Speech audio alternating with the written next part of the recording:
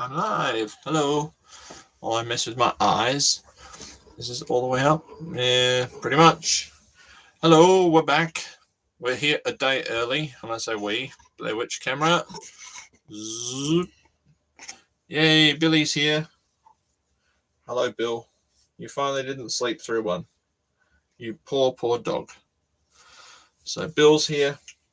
And there's some new stuff here. So hello to anyone that's watching. And we'll get going with some new stuff in stream number 27. I think it's 27 now. It might be 28. I don't know. I keep stuffing these things up. I always put up a stream and then wish that I had changed the numbering system. But there we go. Down to the bench. On the bench. Oh, look, there was junk mail today because it's nearly Festivus. So look at this. Ooh, a 23-inch television. I've just bought one 12 months ago when I started doing this kind of thing. So that's good. There's all kinds of junk in here. They go for the sort of Christmas gift boxes. I've only just sort of revised my knowledge of the postage rules. They're quite good. The the screw extractors. If you're a home handy person, you should get some of those.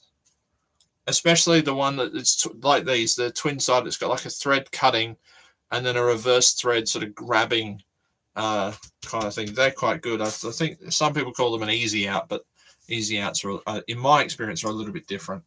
Not quite as good. There you go. What else? Foam cannon that goes under your hose. I'm not really sold on it, but I had one there. It was okay, but not great. Look at that. A pillow pad. I don't think I'd ever lie on my iPad. The skinny stacks. Yeah, we've had something similar. I wasn't sold on it, but then again, it wasn't for me. So doesn't matter if I'm not sold on it. Ooh, look. My mouse died. My thanks Logitech. My mouse died, and I'm now using my Philips mouse because we don't have a big W here. So I'm using my Philips mouse from in the house. Say that 3 times when you're drunk.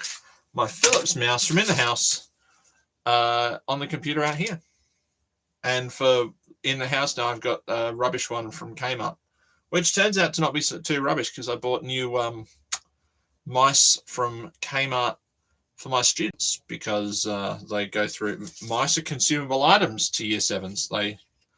They just randomly disappear and get screws put into them and all sorts of stuff. Not like little screws taken out of them, like tech screws, building screws that you wouldn't find anywhere else, just sort of jammed into them. Apparently with power tools they don't have access to. So yeah, that's kind of cool. No, do I need any phone? No, I don't need any phone. All right, there's the Australia Post junk mail. On to some new stuff. Oh, well, I'll give an update, right? This dirty stinking thing. The tab is using your camera or microphone. Well, isn't it meant to be? I hope you can hear me. Hello, can you hear me? Oh, is that better? Can you hear me now? Hopefully. This is one of the many hot ends from the CR10 3D printer that was going wrong. And basically, last week at my wit's end, and thank you to Matt and Lee for talking me through this, I swapped one of those more than once. A stepper motor. I swapped at least half a dozen brass nozzles. I must have swapped at least half a dozen of these pneumatic couplers, because going by everyone else's expertise in 3D printing, they had to be my issue. It had to be the pneumatic coupler was letting go and filament was getting pushed into the tube and it was just getting stuck. It wasn't. Then it had to be that there was something wrong with the hot end, that the hot end was, I was getting heat creep or something into the heat break. I wasn't. It had to be that, there was something wrong with the thermistor or the thermocouple. There wasn't. Then it had to be the stepper motor. It had to be that the motor was skipping steps or it was extruding too far. The E steps were wrong and it was trying to push too much filament in and it was clogging up the hot end and causing the jam. And it wasn't. Then I thought, well, if it's none of those things, it has to be the motherboard. It has to be the CR10's board, which is in an enclosure. It's just been cooked, and that has to be the reason why it's not working. And it wasn't. The reason it wasn't working was that. Well, not this one in particular. In fact, this one works fine. This one works no problem. In fact, I've got this one, one of these on it. The one that wasn't working was, have I still got it? I might have thrown it away in a fit of rage. It was the expensive kind. It was Capricorn tubing. Capricorn tubing for 3D printed. Look, here's a new one. This is Creality's sold, I think this is about a meter of Capricorn tube. Creality Capricorn tube is about $10 a foot, something like that. And it's Teflon tubing that the filament goes through, the extruder motor pushes it through, and then it goes into here, and it gets heated up and pushed out the nozzle into your desired pattern by the printer. This, combined with the gear on the extruder that had worn a groove in, the ground up filament was going through this tubing and then getting stuck, and then the filament would bind on it. Then the gear would still try and push more filament in, but it was stuck, and so the gear would just wear away until the filament would snap. Then, of course, it remained in the hot end because the printer was still going for hours afterwards, and it would just melt, and it would clog up the heater block in the hot end and clog up the nozzle, necessitating both to be replaced. And every time I did something, I kept the original tube because I've never, ever, ever had a Capricorn tube go bad. I've had these stinking things go bad all the time. This stuff is garbage. But I've never had one of these go bad. The only time I've had to replace it is when, you change the nozzle, you cut off a little bit, and it cut too short and it's no good anymore. So I always keep bits around, for cleaning out hot ends and stuff. And this was the stuff that was wrong. I couldn't believe it. So thanks to everyone that's given me stuff. I've got new stuff because of it. New stuff's arrived. Like, that's new this week. I was certain it was the extruder, so I thank you, InkStation, for getting that out so quickly. I bought an extruder. I'm not sure what this is. This might be 3D printer related. I'll see in a minute. Oh, it could be Jaws related, actually.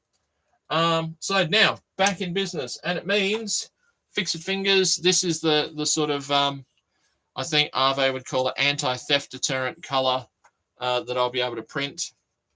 I'll need to sort of, compare it to something. It's not TARDIS blue. And it's not, it's sort of very similar color to these very turquoisey, tealy colored scissors. So I have now ordered, what's it called? It's actually called, it's called Cyan. So I've ordered a box, and thank you to InkStation, who got that to me really quickly. Not a sponsor, but hey, if you want to, please feel free to sponsor me, InkStation. I can now print your calibration banana on either printer. I did take the Ender 3 to work today, so I've got lots of student projects to print. I'm hoping tonight to put Jaws together, now that I've spoken to the guru about what's going on with my controls. And it should be good. Plus, I've got more new stuff. There has been more new stuff because when you're frustrated like me, you shop. So I'll get some things out of the way. I'll just move this. I have to give that back to Lee. And I've got a new hot end on the way because Lee gave me a hot end to try. I'm going to try not to fall over. No, I would actually fall over doing that. I'm just going to put this lovingly over here. I'd ordered these last week. I didn't actually realize they'd actually be as rubbish as they are. If you're getting into 3D printing, you need to get a steel ruler. If you're getting a steel ruler, don't go to Supercheap Auto and buy these. These are good. If you know what you're doing, they're fine. That's probably the better way to say it. If you know what they're doing, these are great. They are metric. So for the world of 3D printing, metric is the unit, really.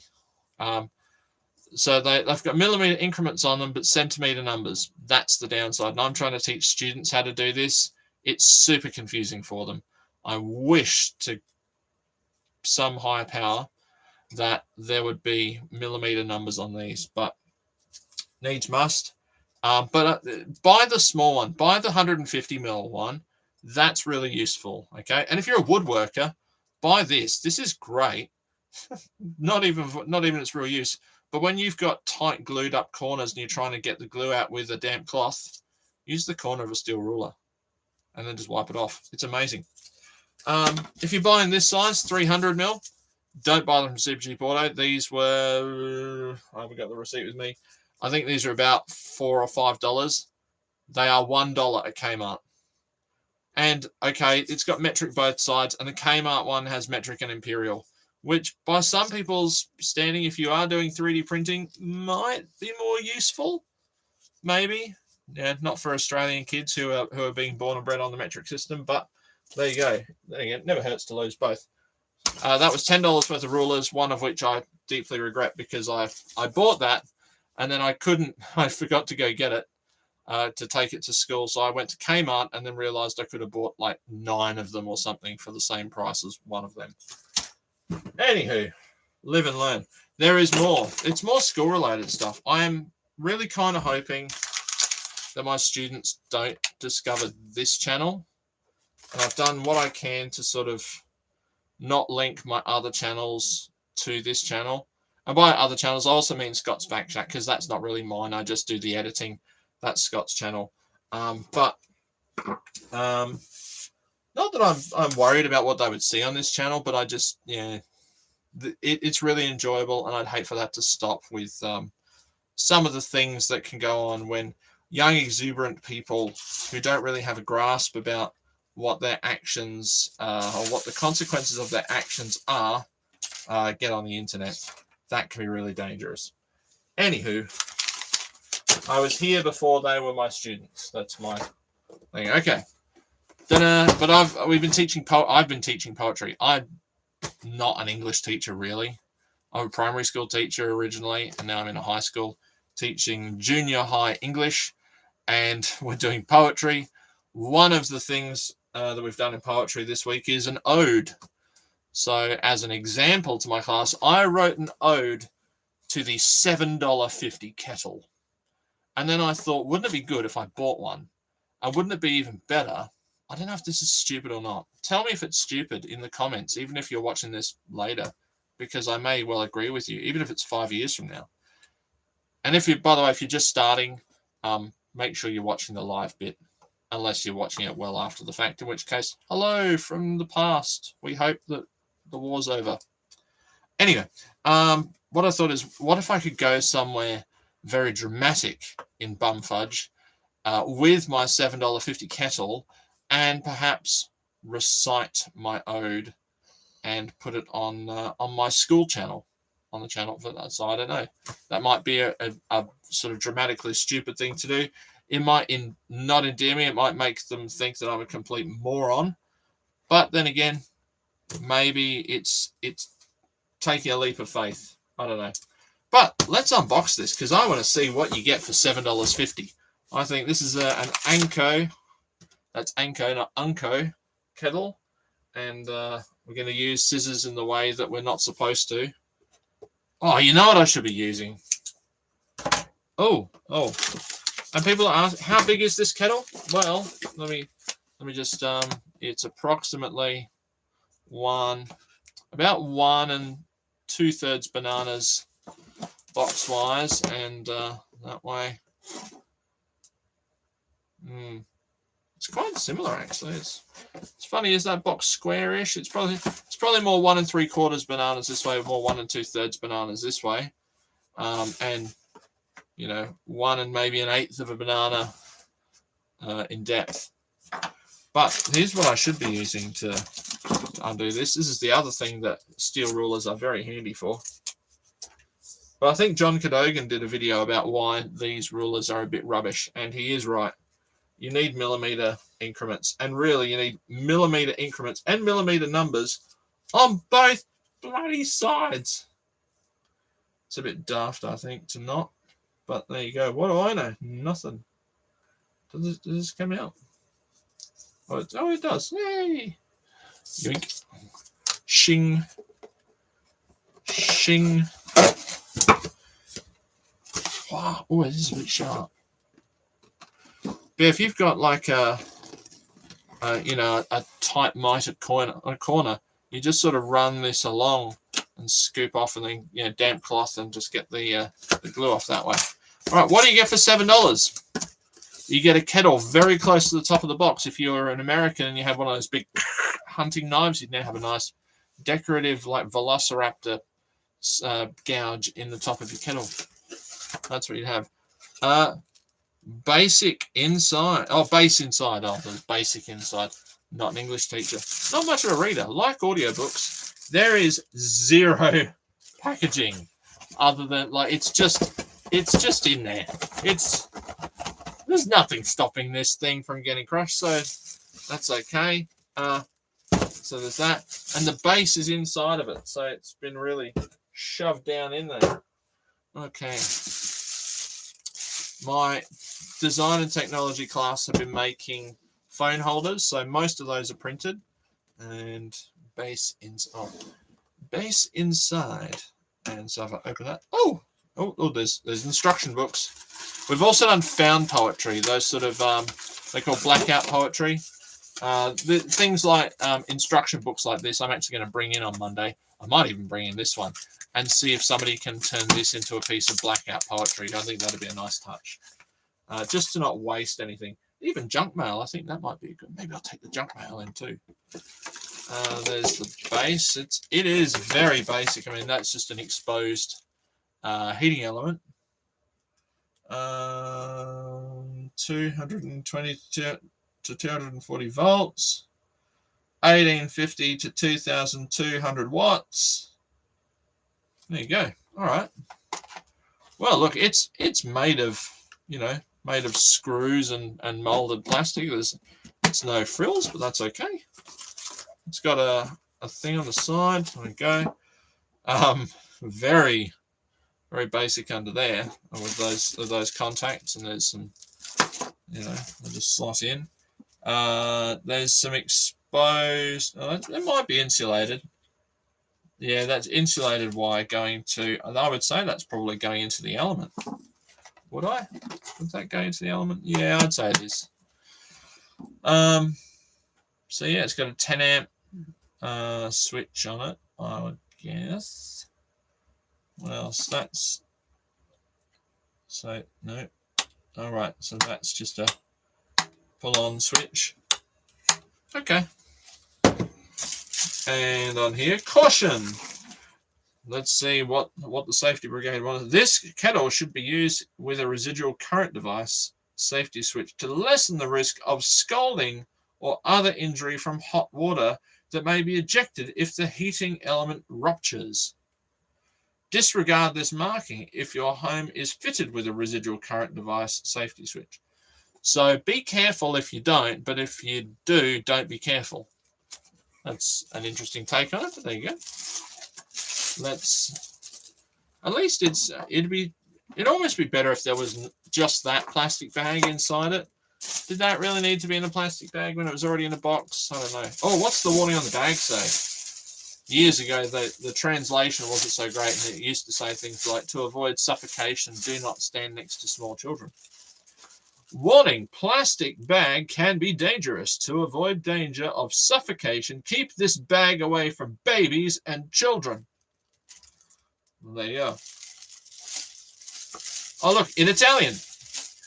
Now, if there are any students from my school watching who learn Italian, precauzione per evitare il pericolo di soffocamento, mantenere questo sacchetto fortiella portate di bambini. Oh, dei bambini. Keep away, so I'm guessing, precaution. I'm guessing this is something about suffocation, soffocamento, to all, I don't know. So, that's probably the bag, like a sachet, sacchetto. So it's a man bag. Yeah, as it pertains to children, dead babies. I'm not sure. Plastic bags aren't toys. Whereas this one, Doesn't this one? This is an evil bag that will suffocate people. This one has got some holes in it, and it won't suffocate anyone. Why not put holes in that one? Oh, there's holes in that one. There's holes in that one, and it's got a warning. There's holes in this one, and it just says, "Please recycle me." This one's not dangerous at all. Weird. That's the safe bag. Okay. Right. Let's plug it in. If it plunges into darkness, you'll know why. And let me put the. Why is that on there? Oh, it's got a cord wrap on there. That's strange. Right, I'm going to try and. There we go. We haven't had a corded kettle in a long, or a benchtop kettle in a long time because we don't have much bench space. So we have a stovetop kettle, which at our old house we had an induction stove, and we thought it took a very long time to heat up. Now we've got a gas stove. We realised how fast our induction stove was. But ever since, I've graduated, I've got a coffee maker now, so I don't boil the kettle. But what I'll do, I'll boil this and I'll go pour it on the weeds or something. All right. Stay. All right. I've got some water. Adam's Ale. ASMR.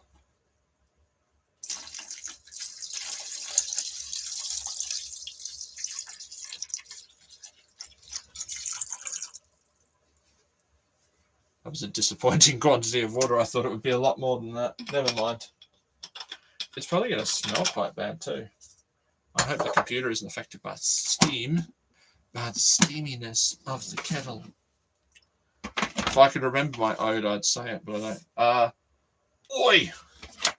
Use the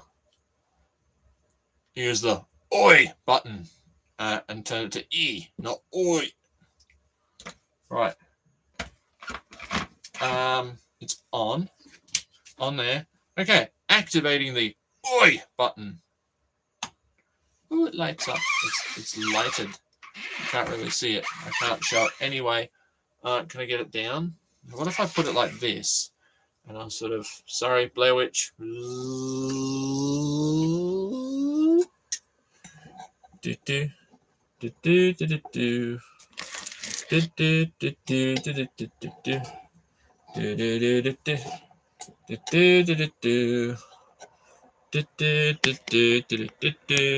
Oh, look, there we go. Oh, I can hear it.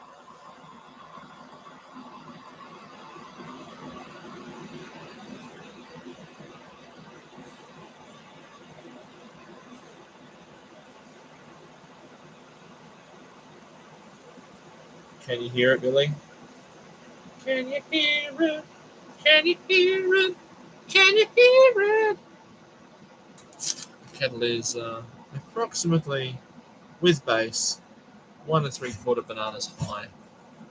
Oh, Bill, you like me? No, my jokes are bad. They're not that bad. Nice one. Oh, Bill. Please don't chuck up. That wouldn't be good.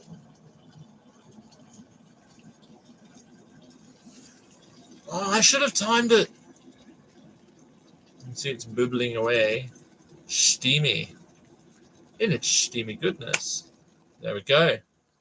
That didn't take long, but I don't know how many cups of water that is. That is, well, it doesn't say any cups of water. It's less than half a litre, but it's, I'm sure it has, oh, sorry. Oh, look.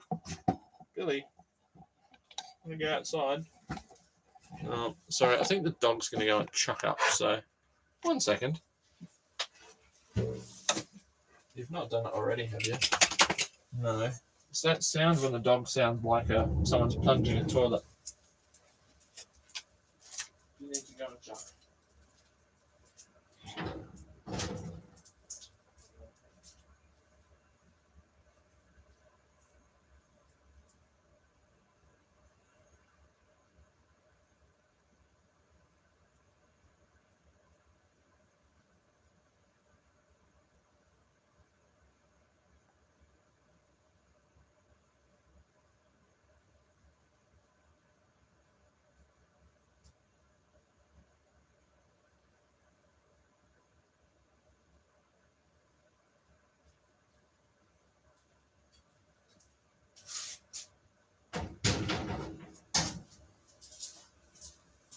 All right, well, that worked all right. That was okay. It is, let's look inside at the steaminess. Ooh, steamy. It doesn't smell, it does smell a little bit like fresh kettle element, but that's all right. I just need to figure out what to go and do with it now. I need to, one of my plan is I'll keep it because, yeah, it's a kettle. And sometimes you need to soak things in hot water and stuff. And the other thing is that I might make a little coffee nook in the shed because I do want to spend more time out here in the workshop. So I think I think it's not a bad investment of $7. And if something goes wrong in the house, or if we ever make that kitchen bench top that I keep threatening to make, that'll be all right. One moment, please yourself, anyone that's watching. I'm just going to go and pour this out.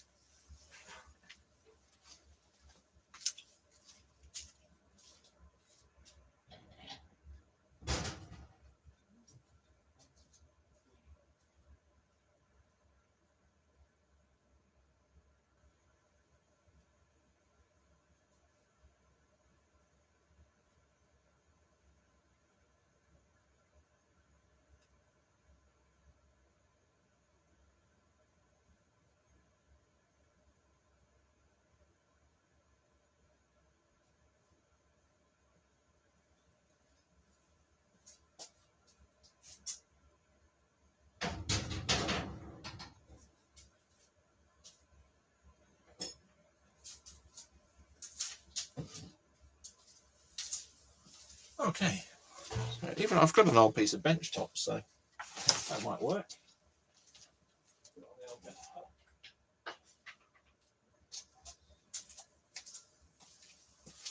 And put it along with the the Makita coffee maker. That'll be good. All right. Oh, there is more new stuff. There's another new thing. So back to the scissors because it's in a bag from China. Down to the bench. These came. I have a feeling they're Jaws related, but I don't want to cut through them. So.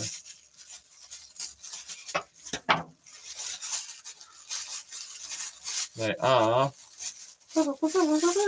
Yes, they are servo lead extensions. They were Jaws related because once upon a time I thought I'll just make big servo leads, but then I changed my mind and decided I'd just.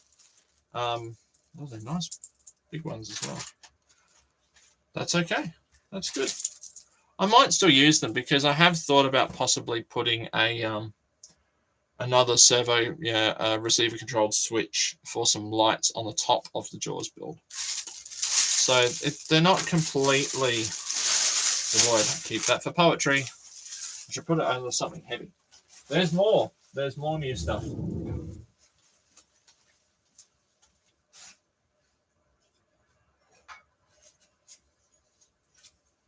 So the Jaws handle is made. So I had a lot of trouble doing this. When I was at work at the end of last term, I tried to measure up this, and I thought that these would line up with these down here, and it turns out they didn't. These are slightly wider, and so when I routed out that profile in the end of this piece of pine, didn't quite line up. I had to, I don't know if you can see it, but I had to go for a second pass to make them deeper. So now when I put this in, flip it around backwards, now it sits down there nice and flush. So now I can measure up to cut this off for the handle. The handle has been made in CAD and 3D printed to the best of my ability, but I assumed this was 42mm pine, and it isn't. So it's a bit wobbly.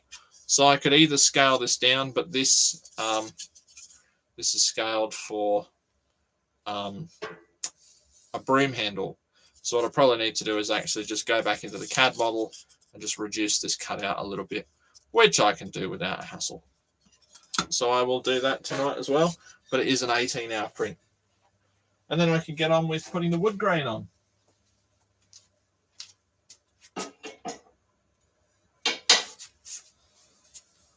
So it's all busy.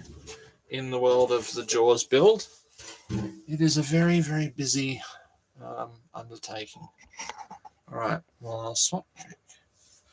And the plan for tonight now, for the remainder of tonight, is to try and quietly put this back together. I hope. I'm going to put this somewhere where I can put something flat on it. Sort of force it down. Okay. And I can move the other 3D printer parts out of the way. Don't need that anymore. And there's the screws that I need. Now, I might need some zip ties, I'm not sure. I'm going to do my best to have an angle that's good for everyone to see, but I can't really guarantee it because sometimes my head just gets in the way. But I'm pretty sure. Oh, that's the first thing I have to fix. Before I can do anything else, I need to put this tire back on. Again, this tire loves to come off. So again, I will try and zoom down.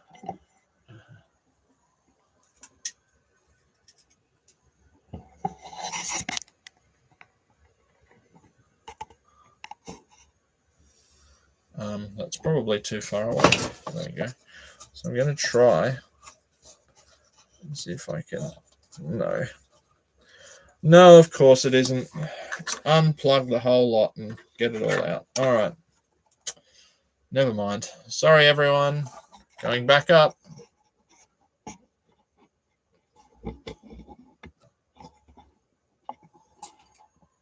Whoa. I'm very sorry about that. We'll point it down and okay, it's going to be a motor out job. So power 1.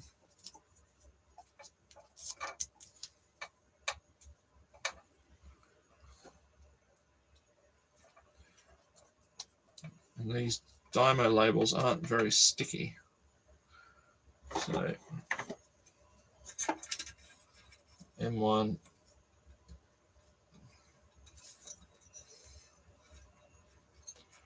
I wonder if I can actually do it the other way by not unplugging stuff, and if I can just, oh, that's a very disappointing sound. I'm very sorry to everyone that had to hear that. But I just wonder whether I can possibly sort of tilt it like this, undo these.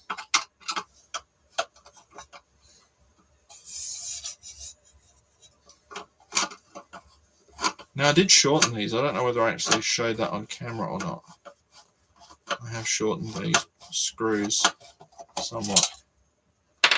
That's the one that's going to be. I wonder if I should maybe glue these on. There's a mosquito in here. It will die.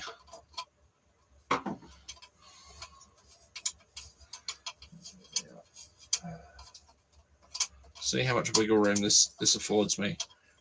The problem is it might all go horribly wrong and I might end up with all these sort of loose parts and trying to have to balance it and redo. Oh no, it's lots of room. Lots of room to be able to do that. Well, that's good because that means that when this happens on the actual model, that I'll just be able to take this out, I hope, and sort of thread the tire.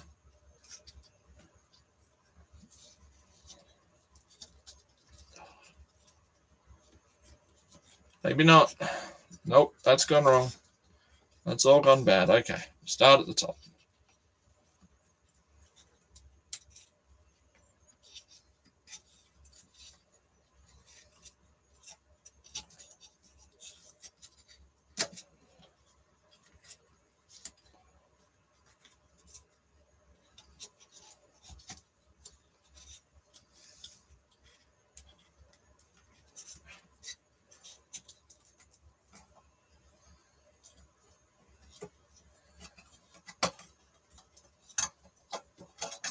No, no, no,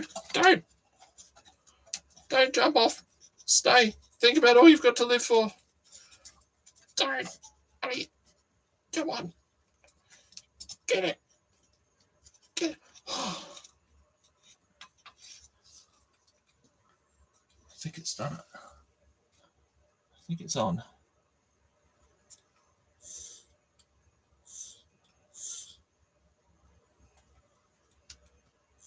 Okay. All right. So the guru assures me that the sudden switch in the motor function is all down to the mix, and that this is safe to reassemble, which I am very happy about, because I was getting very worried that I was going to have to resolder the motors, but apparently I don't. So I'm hoping that now, with the exception of the headlamp section, this can go together and stay together, which would indeed be a happy day. Okay. So now I can cover those up deviously.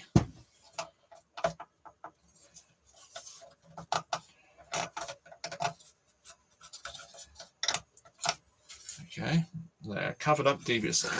All right, so now slightly less, I'm going to make this neater somehow, which is a big problem. I think the first thing I'll do is try and get in the switch. No, because the switch has,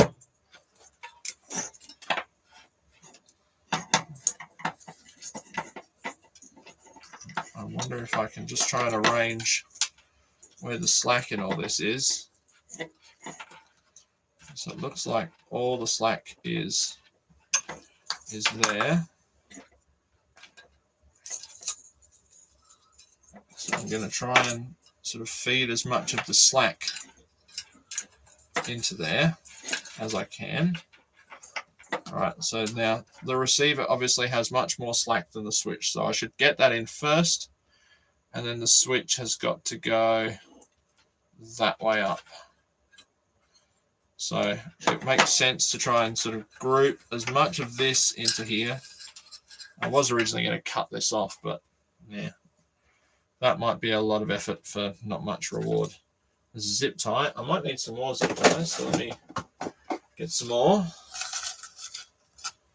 Hopefully that's enough. And I think I'd zip tied the receiver to the side here. Oh yeah, I put a thing in there. Okay, there's a zip tie holder in there.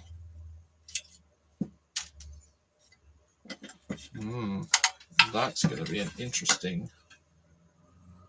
What if I use 2? Can I use 2? If I put 1 through,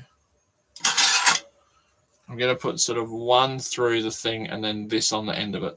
I'm going to try to. Might be easier to sort of do it the other way around and get 1 going through this way, where even I can't see it.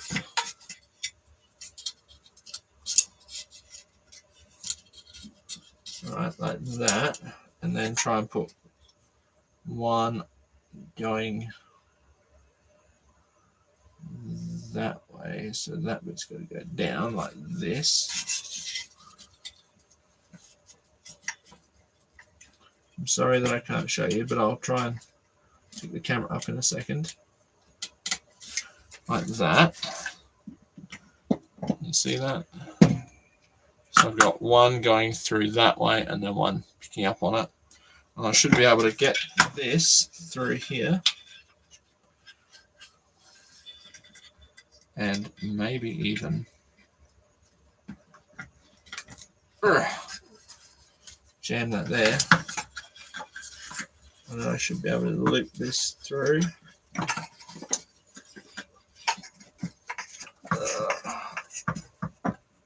I've got really fat hands. No one ever told me that having fat hands would be this much of a difference. Why am I doing that before this is through?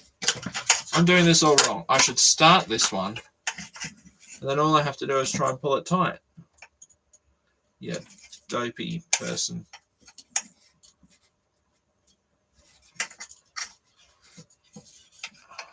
I need to sort of, oh, look at that. Aha. Is this the method? Is this the way you do it? You got to sort of, I don't have fingers to grip. Yeah. Yeah, that's the click we want. All right, so now I can, all I've done is try to sort of start it.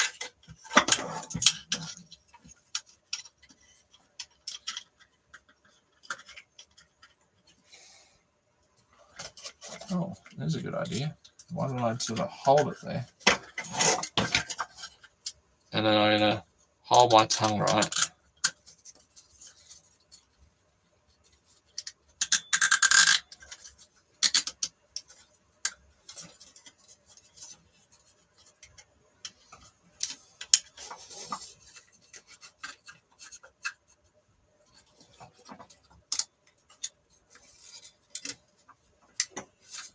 Now you can go anywhere that way, but it can't really leave. And then I can maybe just try and poke this out the lowest vent over here, possibly.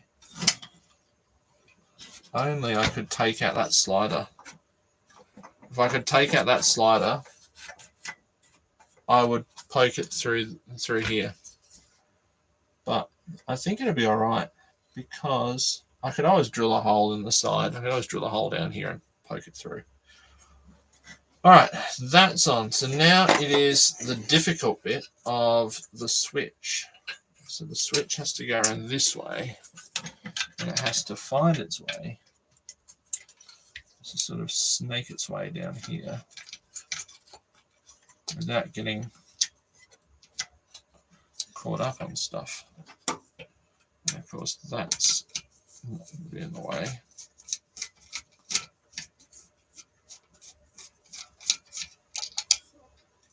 Right, okay. All right, so the switch has to go. Get in there, cable. So I kind of have to hold this up here. And then there's a little speed nut on there. My first time I ever knew what a speed nut was, my dad was helping me fit. By helping me fit, I mean he was doing all the work. A glove box to a 1976 Ford Escort that I, to this day, wish that I had kept, because the Mark II Escort is my favourite car of all time. Bar none. Like, somebody could say to me, would you like a Ferrari? No thanks. I'm honestly not that into it. If somebody said, would you like a Mark II Escort, even if it was a, you know, the 1300cc version, absolutely, sign me up. And I think it was just, and I know there are things wrong with them, trust me,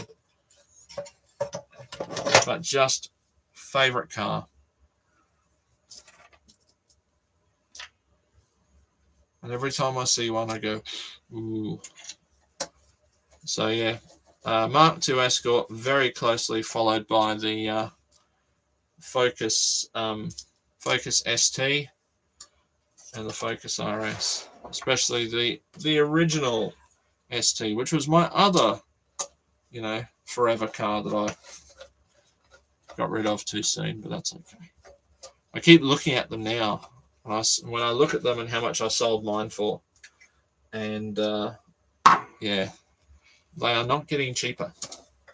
They are in fact getting far more expensive. Okay, I've lost a screw, so let's just take a moment to find the screw. It will be here. It won't have moved anywhere. It's just where I bumped it, or I put it. I might even, did I put it in the swear jar? I may have.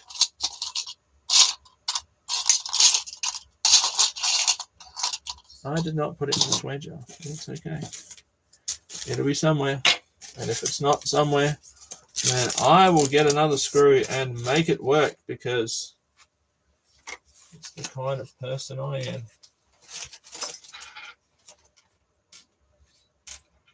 Try not to let small matters of the wrong screw get in the way. of my glory.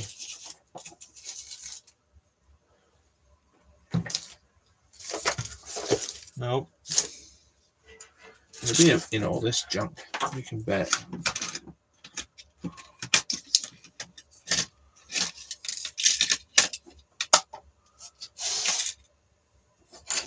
Nope. Well, look, how long did it go before it turned into an episode of James Looks for a Thing? It went considerably longer than it normally does. That's a plus. Oh, I won't give that instruction manual though. That's a keeper, that is. I wonder if this will go through. Well, that one should.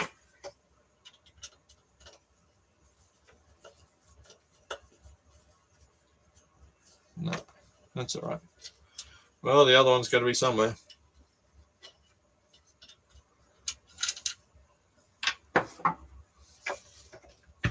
That's okay. All right, so now we have lights, power. This unit is together, bar one screw that I need to find. So now I guess I'm going to go and work on the CAD for that in Tinkercad. And get that printed up so I can cut and get ready to do some chamfering and painting, and obviously print up another one of those so I can paint it.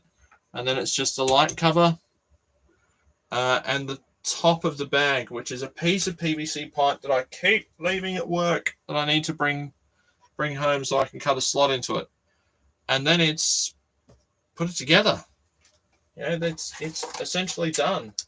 The building part, all the sort of quasi engineering is finished. So that's a big plus. And I've got lots and lots of Kirby parts left over from the donor machines, and then hopefully I can make a great video about the process and about how we know what this thing is. So I guess for tonight I'm going to leave it there. Thank you to all the viewers and anyone that's watching this at any time. Please feel free, if you like this kind of thing, to click the thumbs up button. If you don't like that, well, click the other one, I guess.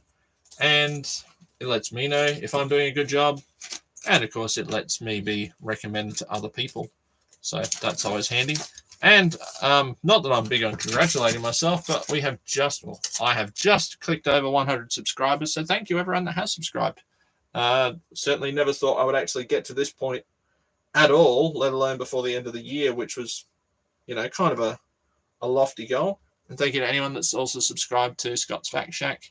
Check out him. Now, I was going to say there's some great South Australian content out there. Two that I have discovered recently, because I'm a bit of a DIY enthusiast and a car enthusiast, even though I'm not very good at mechanics. The car one is called Iron Empire, and the same couple the guy from Iron Empire and his, I'm guessing, partner, also do another channel called More Than a House, and they're doing up a house in the Riverland, which at the moment might be a very interesting watch if the water levels keep rising. But they've been really good, really interesting videos to watch. And over in the eastern states, I've got to give a big thumbs up to Tim the Lawnmower Man. You've all seen Drain Addict, I'm sure. Tim the Lawnmower Man, much the same kind of thing, just without the animal friends. Just goes around mowing people's lawns for them. And it's very easy to watch. And then you realise that you've been sitting down watching a video of someone else mowing their lawn. So that kind of inspired me to do that electric garden video a couple of weeks ago. Enough rambling. I'm going to have a little bit of a tidy up, and then I'm going to hit the CAD and try and get this this piece printed so that it can be ready for my son. Thanks, everyone. Stay safe.